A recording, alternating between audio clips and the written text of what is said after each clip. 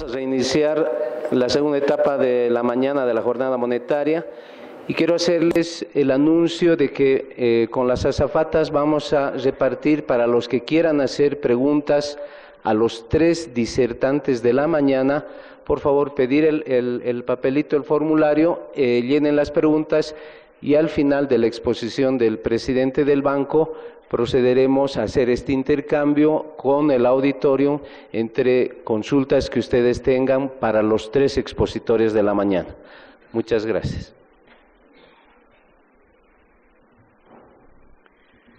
Los recursos generados por la inversión de las reservas internacionales son destinados a programas de protección social y de redistribución del ingreso, mediante transferencias, como ser el pago del bono Juana Azurduy. Este beneficio tiene el propósito de reducir la mortalidad materno-infantil y la desnutrición crónica en niños menores de 2 años. Entre 2010 y 2016 se otorgó este beneficio a casi 2 millones de madres y niños bolivianos. Continuando con el programa de la 11ª Jornada Monetaria del Banco Central de Bolivia, invitamos al presidente interino del BCB, don Luis Boduán Olea, quien presentará el tema Políticas Económicas en Bolivia. Luis Fernando Boduán es economista y doctorante del 2º ciclo de doctorado en Ciencias del Desarrollo del CIDES de la Universidad Mayor de San Andrés. Se desempeñó como especialista y consultor en más de 11 países en temas de desarrollo con énfasis en unidades económicas, siendo consultor en numerosas agencias financieras multilaterales y organismos de cooperación bilateral. Licenciado Boduán, adelante.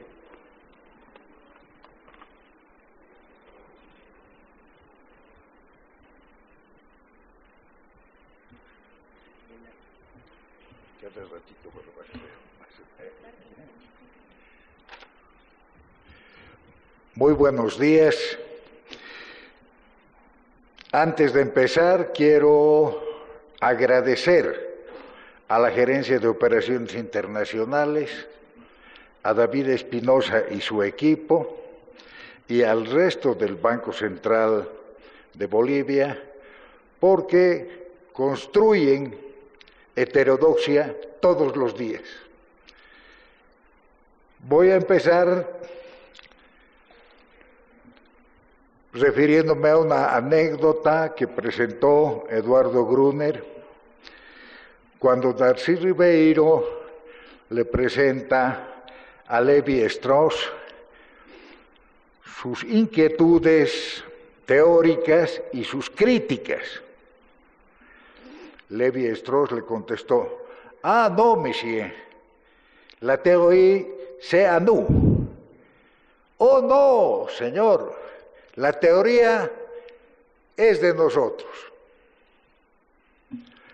Ahí parte un componente importantísimo de la heterodoxia. Por supuesto, Darcy Ribeiro se ha consagrado como uno de los más grandes antropólogos de América Latina y del mundo. Eduardo Gruner dice al respecto: bueno, no sorprende, faltó que le diga a Ribeiro: no, ustedes conténtense con el nicho del realismo mágico o el barroco tropical. Y yo digo, conténtense con mover las caderas. Entonces, el tema de la heterodoxia es de verdad un tema relevante, particularmente para la historia de los pueblos de América Latina.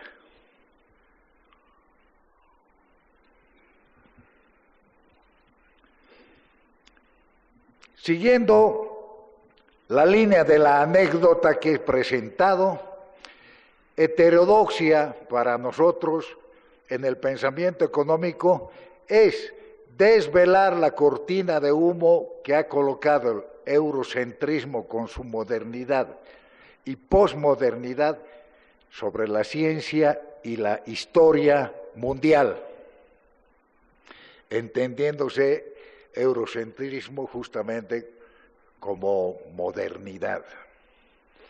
A través de la filosofía clásica idealista, la sociología positivista, la economía neoliberal y la historia universal oficial, la de los vencedores, la modernidad eurocentrista con su ortodoxia, esconde los pasivos de su historia, las exigibilidades de los dolientes y coloca a los acusados en el estrado del tribunal y a los acusadores en el banquillo del acusado. En el final del siglo pasado y principios del presente, se creyó haber llegado a una contundente e incontrastable consolidación del sistema capitalista mundializado. Los ideólogos del sistema pusieron en el escenario científico el alcance del fin de la historia y, por lo tanto, el pensamiento único, en seguimiento extremo de la ciencia oficial que había posicionado la modernidad eurocentrista. Alejandro Dabat señala al respecto. Alejandro Dabat es un profesor de la Universidad Nacional Autónoma de México y dice que toda una generación tuvo que volverse neoliberal por empleo, porque aquel que no pensaba neoliberal no conseguía empleo. Esta es la arquitectura de la ortodoxia. Hoy vamos a hablar de la heterodoxia en política económica, pero para hablar en serio de este tema debemos hablar del pensamiento político, económico y social crítico latinoamericano.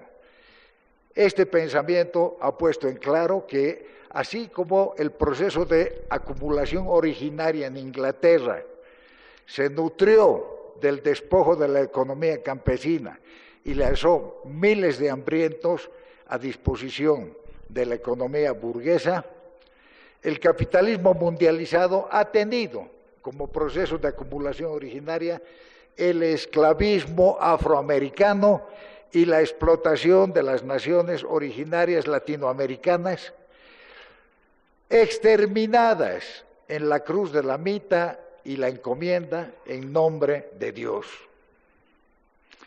El primer estado independiente de América Latina fue Haití, cuya independencia se consagró y alcanzó en 1805. La modernidad eurocentrista y nosotros mismos hemos negado sistemáticamente este hecho, del mismo modo que hemos negado que los alzamientos del Alto Perú y el Perú no cuentan como gritos libertarios contra la colonia española.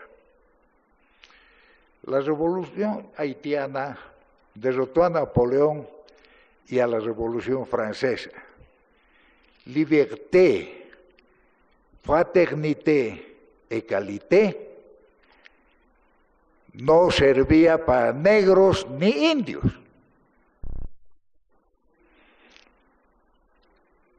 La revolución haitiana, además, derrotó al Imperio Español y a las fuerzas del cigoto imperial norteamericano. Este imperdonable hecho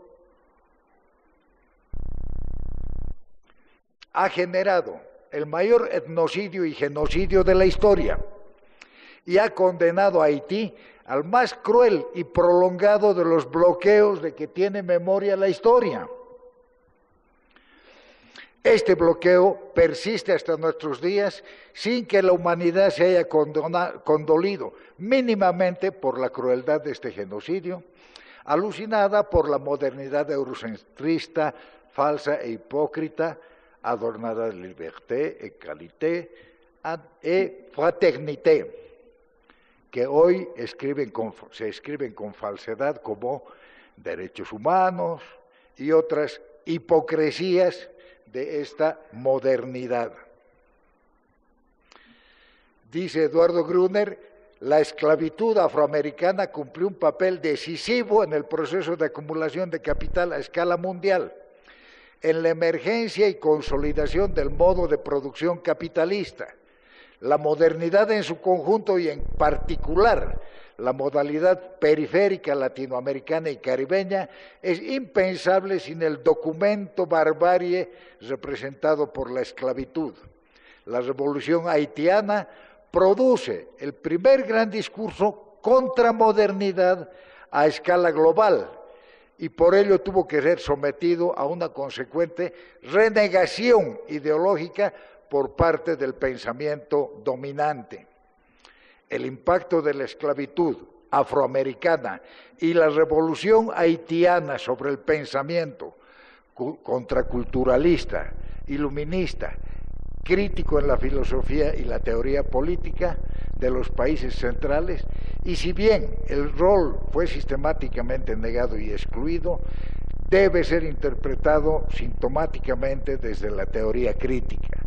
Hoy es herencia de esta esclavitud una inmensa parte de la cultura del mundo, desde la música, pasando por todas las artes y pasando por las ciencias. La Constitución haitiana, y especialmente su artículo 14, es el primer ensayo crítico, heterodoxo, de reflexión sobre la modernidad americana. Por ello, en nuestro caso, en el caso boliviano, podemos hablar de república colonial, porque significó la prolongación del repertorio español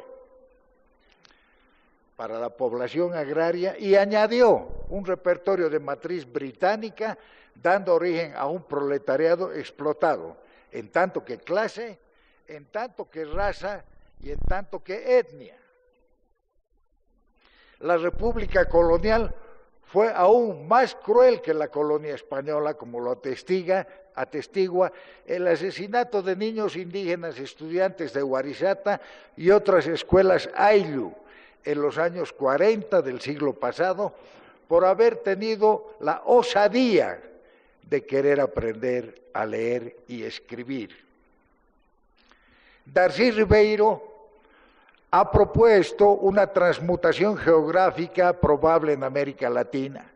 Según él, América Latina en 1500 estaba poblada por 100 millones de indios. En 1825 solo había 7.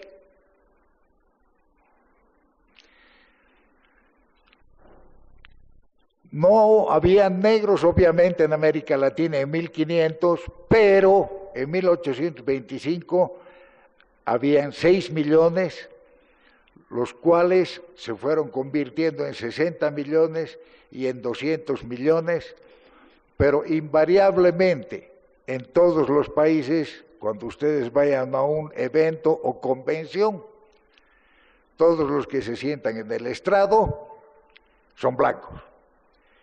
Los que sirven el café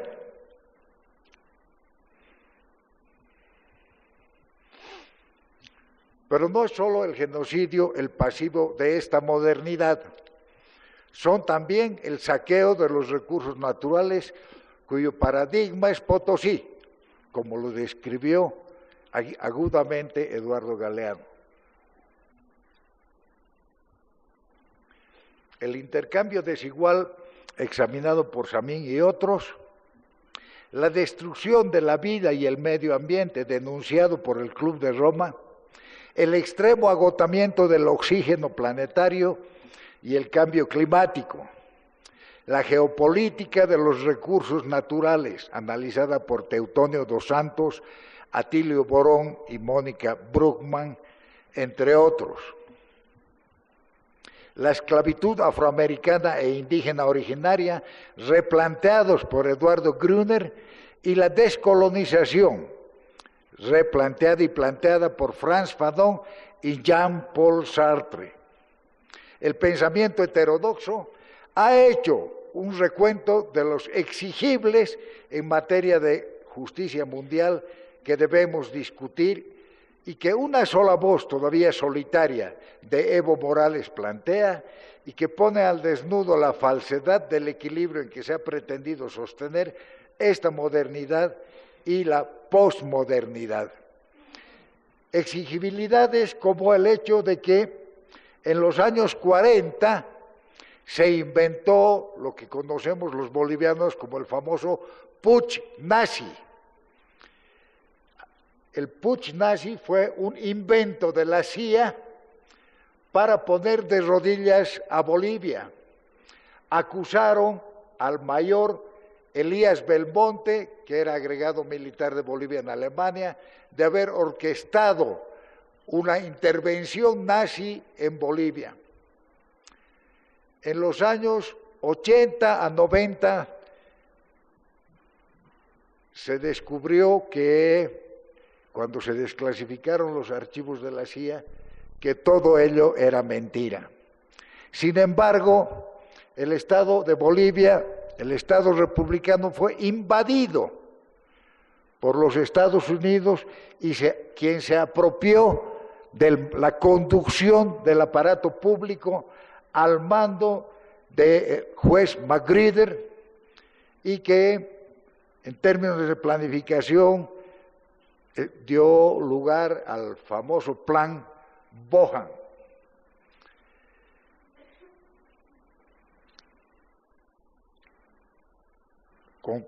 Con cargo a ello, Estados Unidos exigió a Bolivia vender su estaño a precios de amistad.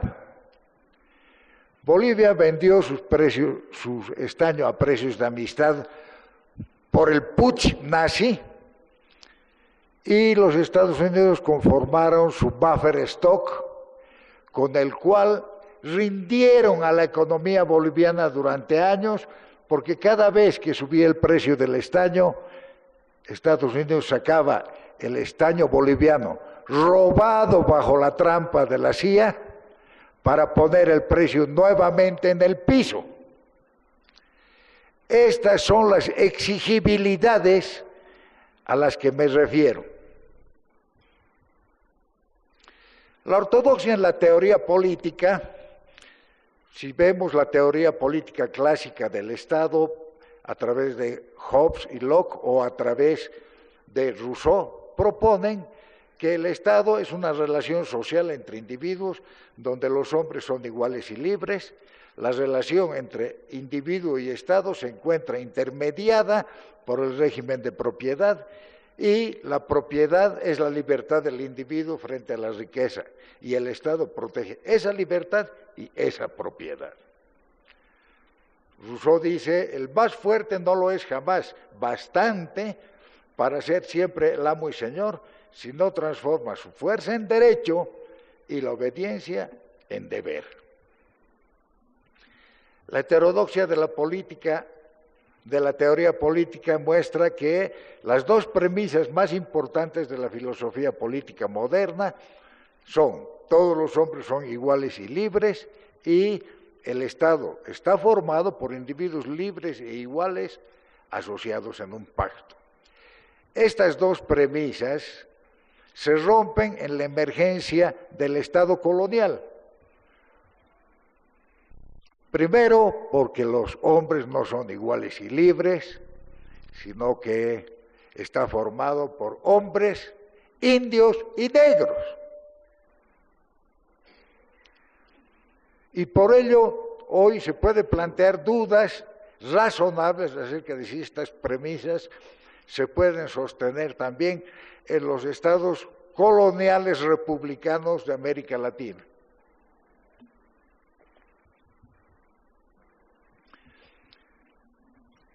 En el caso de Hegel propone en el Estado político la existencia de tres poderes: el poder legítimo, el poder gubernativo y el poder soberano. En el Estado colonial y postcolonial, el poder legítimo y el poder soberano se diluyen en un verdadero y único poder, que es el poder gubernativo. La actual heterodoxia política en América Latina deviene de procesos de cambio que se dan en el subcontinente, primero en Cuba, más tarde en Venezuela, Bolivia, Ecuador, Argentina, Brasil, Nicaragua, el Paraguay y El Salvador, que cuestionan las premisas de la teoría política clásica. El Estado como relación entre individuos donde los hombres son iguales y libres. En las relaciones internacionales se traslada el cuestionamiento a la relación entre Estados iguales y libres.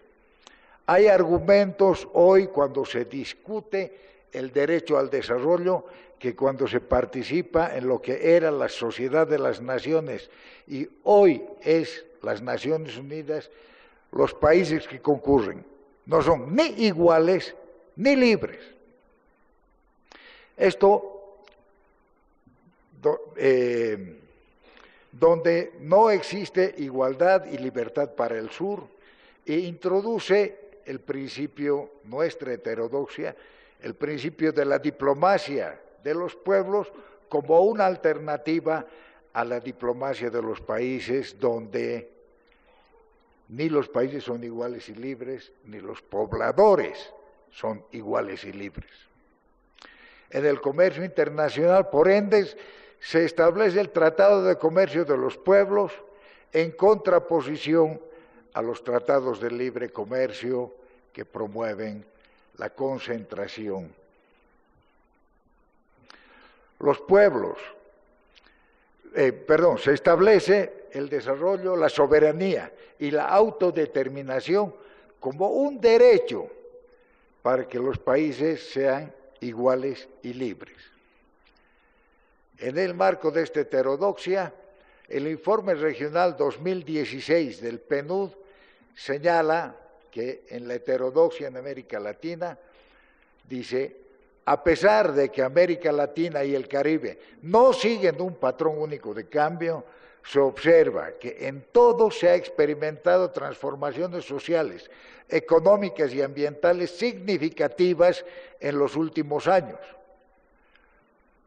que son fruto de políticas públicas que moldearon tanto el patrón de crecimiento económico, el ingreso, como los logros sociales, laborales, educativos específicos alcanzados por la población más allá del ingreso.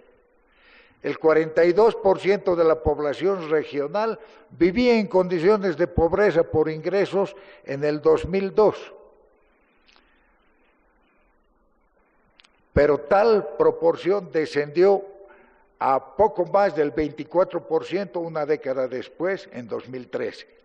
En términos absolutos, el número de personas en situación de pobreza por ingresos disminuyó sostenidamente durante esos años desde casi 214 millones hasta casi 142 millones, lo que indica que 72 millones de personas en la región abandonaron tal condición. De ellas, 59 millones vivían en condiciones de pobreza extrema en el 2002. Junto con la reducción de pobreza, un gran número de personas experimentaron un crecimiento de sus ingresos de magnitud tal que les permitió ubicarse en los estratos medios de la pirámide de ingresos. Por un lado, en la población en situación de vulnerabilidad económica, se registró un aumento de casi 45 millones de personas en el mismo periodo. Dicha población pasó a contar con 179 millones de personas en el 2002, a contar con 224 millones de personas en el 2013, año en que se concentró el 38% de la población regional. Por otro lado, el tamaño de la clase media creció al incorporar casi 94 millones de personas. Este grupo pasó a estar compuesto por 108 millones de personas en el 2002, equivalente al 21% de la población total, y llegó a comprender casi 202 millones de personas en el 2013, cifra que representa el 35% de la población total.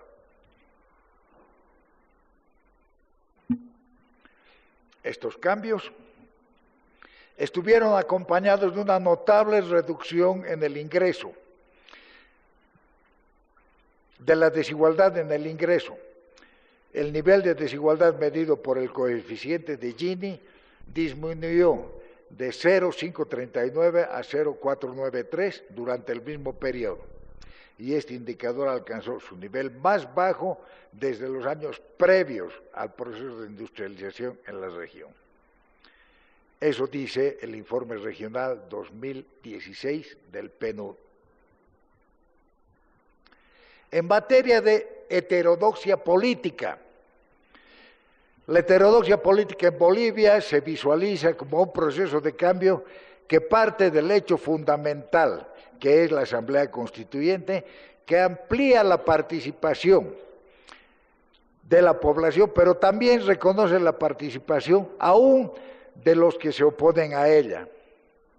Dice la nueva Constitución: dejamos en el pasado el Estado colonial republicano y el liberal, asumimos el reto histórico de construir colectivamente el Estado unitario, social, de derecho, plurinacional, comunitario, que integra y articula los propósitos de avanzar hacia una Bolivia democrática, productiva, portadora e inspiradora de la paz y comprometida con el desarrollo integral y con la libre determinación de los pueblos. Un Estado basado en el respeto e igualdad entre todos, con principios de soberanía, dignidad, complementariedad, solidaridad, armonía y equidad en la distribución y redistribución del producto social, donde predomine la búsqueda del vivir bien con respeto a la pluralidad económica, social, jurídica, política y cultural de los habitantes de esta tierra, en convivencia colectiva con acceso al agua, al trabajo, a la educación, salud y vivienda para todos. La heterodoxia económica, en realidad, en Bolivia, muestra el siguiente resultado. Esta es una investigación que muestra cómo se comporta la desigualdad, la productividad y el acceso a oportunidades medido en términos de acceso a la salud, de acceso al ingreso, al trabajo y medida en términos de acceso a la educación. En el año 2006, Bolivia estaba aquí en el piso mundial en una muestra de 122 países. Es decir, era el séptimo país peor distribuido del mundo. También entre los últimos 10 países de productividad más baja, pero paradójicamente le habían asignado un índice de desarrollo humano medio. Sin embargo, en el año 2010, a 4 años del proceso de cambio, se encuentra que Bolivia, en términos de productividad, da un salto muy grande, retrocede en términos de inequidad y abre grandemente el espacio a las oportunidades para toda la población. Estas 3 variables, convertidas en un indicador que yo denomino índice de calidad del desarrollo, muestran que Bolivia, estos son los países, la diferencia de su índice de calidad del desarrollo entre 2006 y 2010. Y muestra que Bolivia se encuentra en el 47% de los países que han mejorado su calidad del desarrollo, y en nuestro caso, por encima de países como Japón, como Colombia, como el Reino Unido, como China, como Estados Unidos o como Ecuador.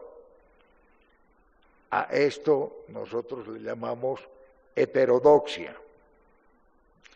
El informe de las Naciones Unidas para la región muestra que Bolivia, los segmentos más pobres de Bolivia, mil perdones, voy a hacer una trampita.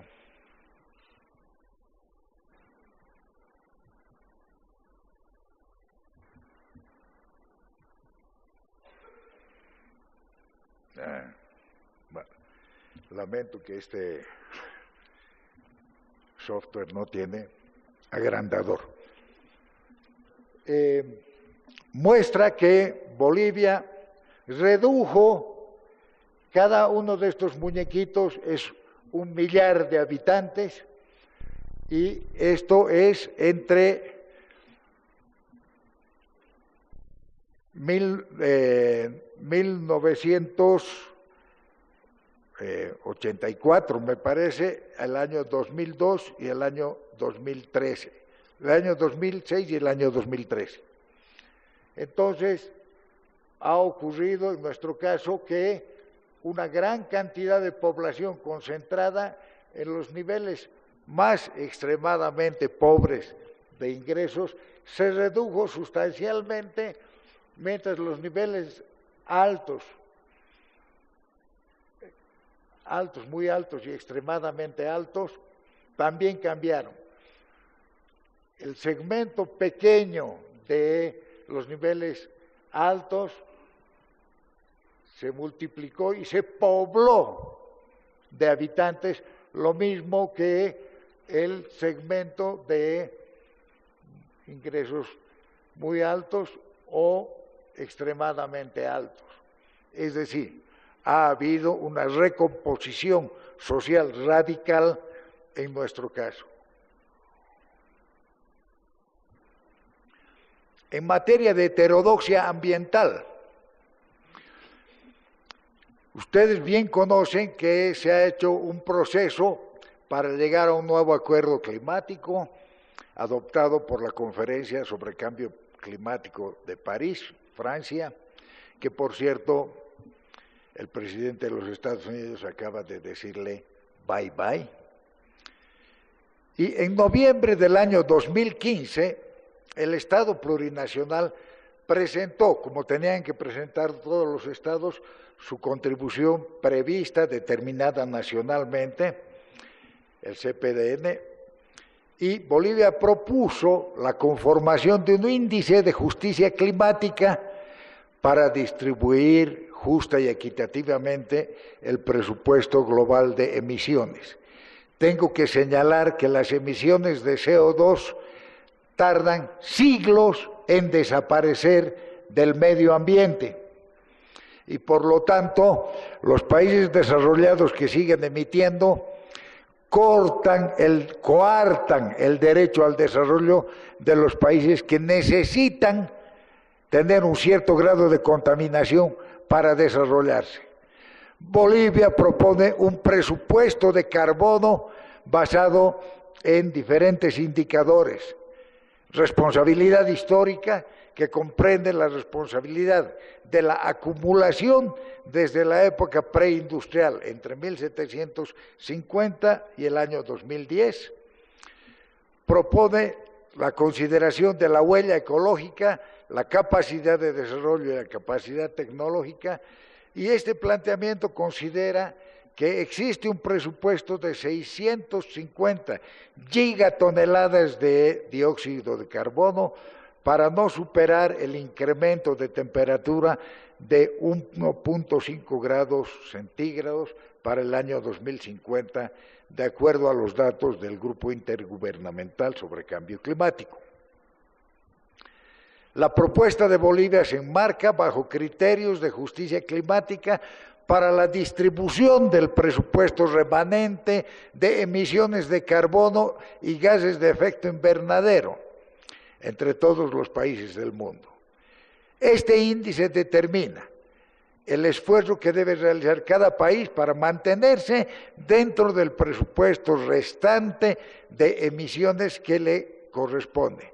lo que implica que los países que tengan responsabilidad histórica alta, elevada huella ecológica, mayor desarrollo y mayores capacidades tecnológicas, deberán tener una menor participación en el presupuesto de emisiones restantes. Por lo tanto, plantea que corresponde a los países denominados desarrollados y en transición a economías de mercado, listados en el anexo 1 de la Convención, solamente un 11%. Para los demás países en desarrollo, no comprendidos en este anexo, le corresponde un 89% de dicho presupuesto.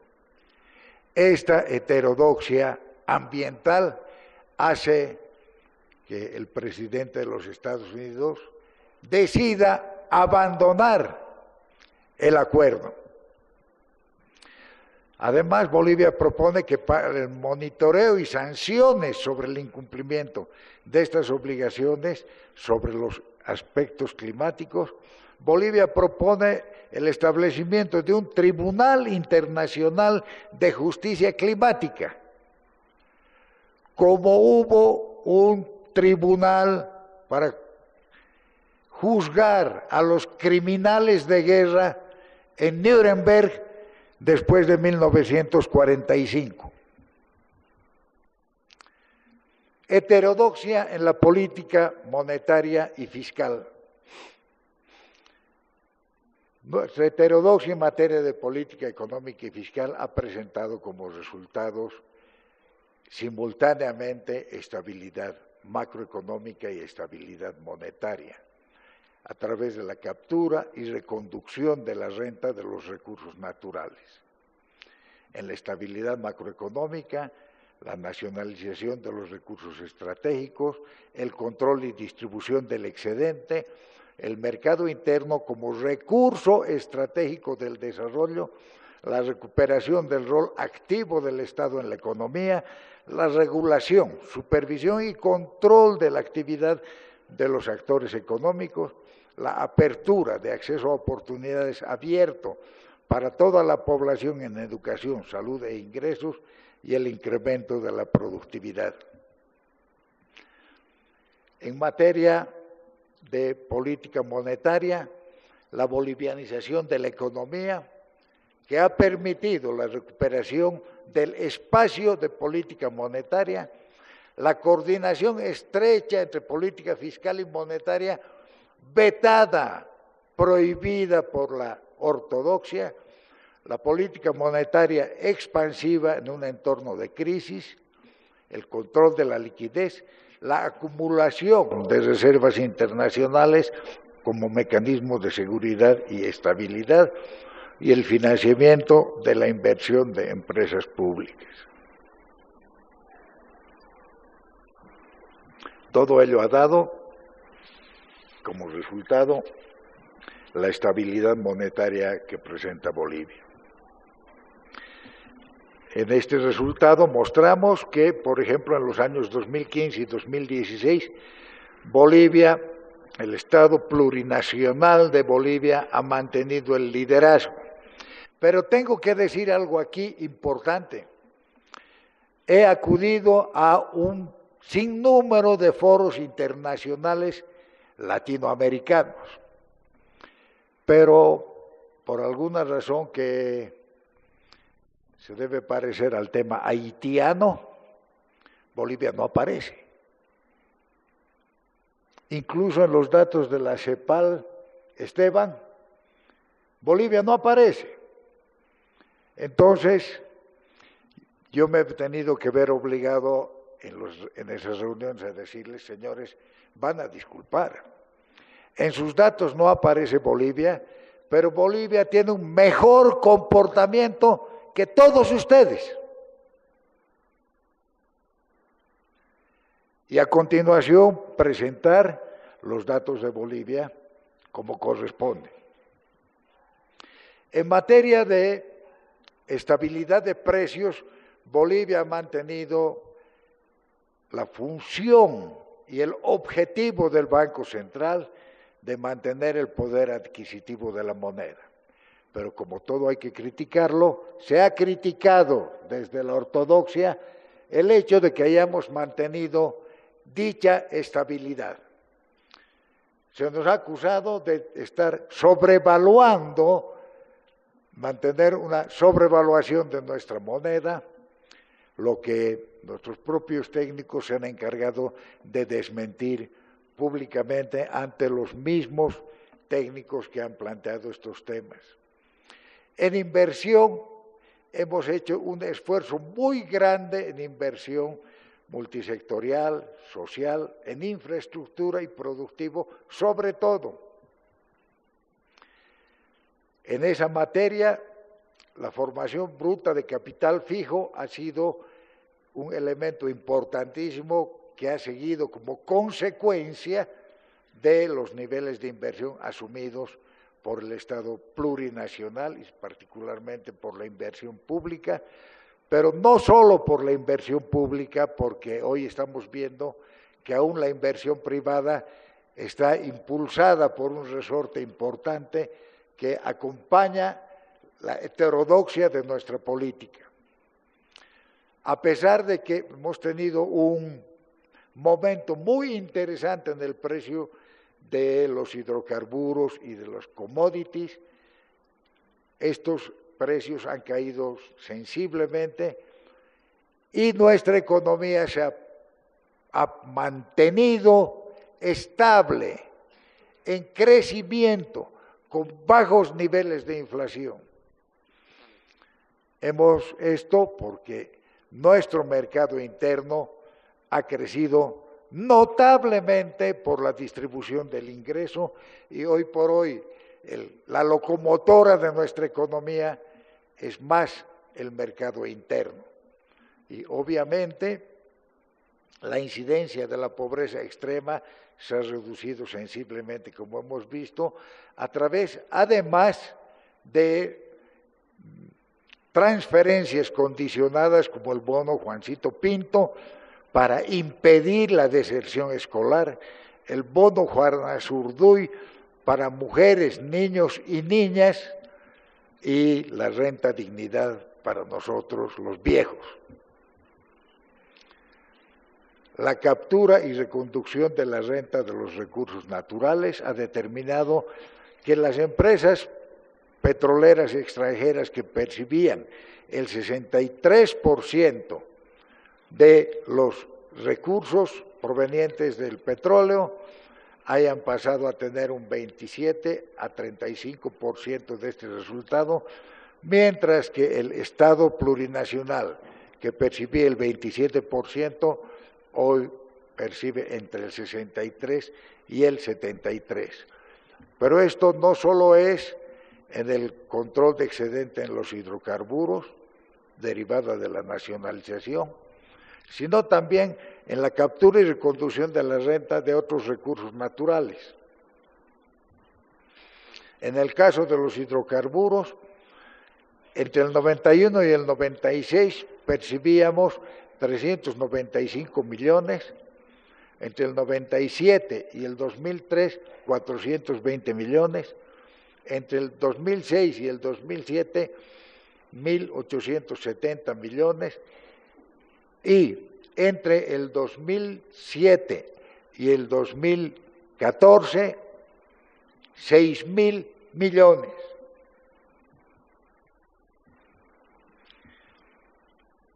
Esta renta petrolera se canaliza, como hemos dicho, a los niños, a los ancianos, a las alcaldías, a los gobiernos regionales y a las universidades. En el caso del excedente minero, el Estado percibía entre un 32 y un 35%, hoy percibe entre un 55 a 75%. En telecomunicaciones percibíamos el 27%, hoy el Estado percibe 39%, y no teníamos un mecanismo para equilibrar las desigualdades y las fallas del mercado, y hemos construido una organización, EMAPA, que permite que podamos atenuar los desequilibrios del mercado en materia agrícola. Nuestros desafíos son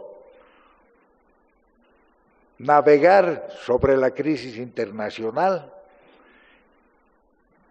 tener claro que el modelo de estabilidad es una salida, pero no suficiente para la crisis, y tener un modelo alternativo, profundizar la distribución, la inversión y el crecimiento, fortalecer el poder del mercado interno con tecnología e innovación, cambiar el patrón de inserción internacional. El nuevo ciclo tecnológico determina un nuevo ciclo en la producción de materias primas, sobre todo minerales. Y resulta que Bolivia tiene el 90% de las reservas mundiales de litio. Aspecto que además en el futuro nos va a permitir producir energía nuclear sin contaminante, lo que significará que la vocación energética de Bolivia es verdaderamente importante, pero también la producción de alimentos de alto poder nutritivo, porque nuestros dioses ancestrales han permitido que el sol haga mucho más fotosíntesis en esta tierra de altura que en otros lados. Eso significa que tengamos la quinoa, que además se diferencia radicalmente de las quinoas producidas en la costa, que por cierto producen ciertos alérgenos, pero además hay un abanico inmenso de productos de altísimo poder nutritivo, porque la fotosíntesis permite sintetizar proteínas y aminoácidos y antioxidantes importantísimos. Un ejemplo es en la producción del vino. Los hermanos argentinos dicen que el vino tiene 10 veces más resveratrol que los vinos de costa. El resveratrol es el antioxidante milagro de la vida, es el que contrarresta el envejecimiento de los tejidos, que esa es la verdadera vejez. Y nosotros hemos estudiado nuestros vinos y nuestras uvas y hemos visto que nosotros tenemos 3 veces más resveratrol que Argentina, por lo tanto, 30 veces más resveratrol que los vinos de costa. Eso además se ha convertido en sabor, fragancia, personalidad, que ha hecho que nuestros vinos ganen un espacio inmenso cada día más en la economía mundial. Muchas gracias.